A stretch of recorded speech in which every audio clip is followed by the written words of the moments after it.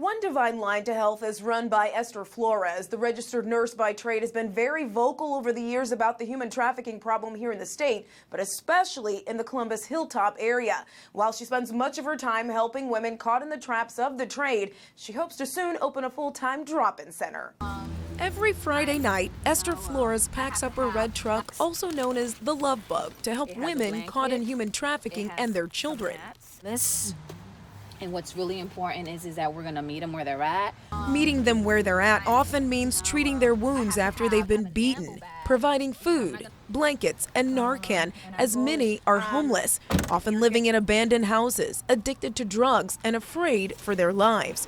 Hopping in the car, Flores hits the streets of the west side along Sullivan Avenue in Columbus, an area she says is the epicenter of human trafficking. It's tiring to see, women with busted lips, black eyes, and Flagging down one street sister, she heads her direction before getting out quickly to give her a backpack stuffed with items that'll hold her for a few days. Flores says among the women she meets are former attorneys, teachers, and cardiologist technicians that have landed on the streets. Some are mothers alongside their daughters, many because of opiates. Now that they have nowhere to go, they simply walk much of the night, moving quickly, especially when it's cold.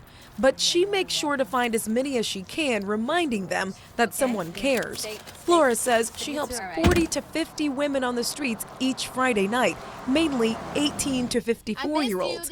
For those who are ready to escape human trafficking and kick their addiction to drugs, Flores is there to help with that too. Escort them to, Mary Haven Stabilization Center.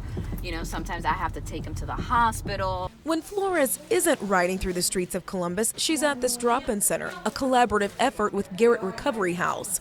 Here, women pick out clothes to wear, grab a hot meal, and get additional resources to help them survive as they talk with volunteers about the challenges they face.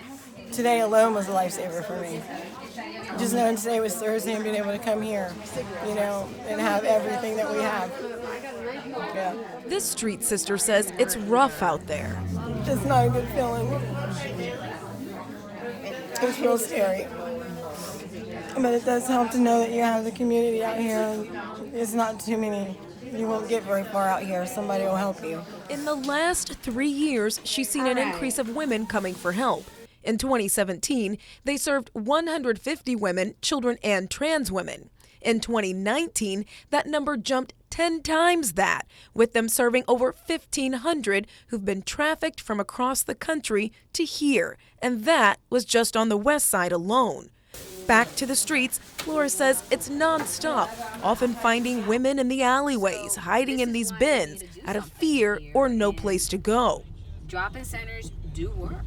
And that's why she's working to open Franklin County's first full-time drop-in center to help those women caught in human trafficking with drug recovery, peer support, and building better health. She says the sooner she can open the center, the faster women and children can get help and maybe out of what they're in, as they'll have a safe place to go. For Spectrum News, I'm Tonisha Johnson.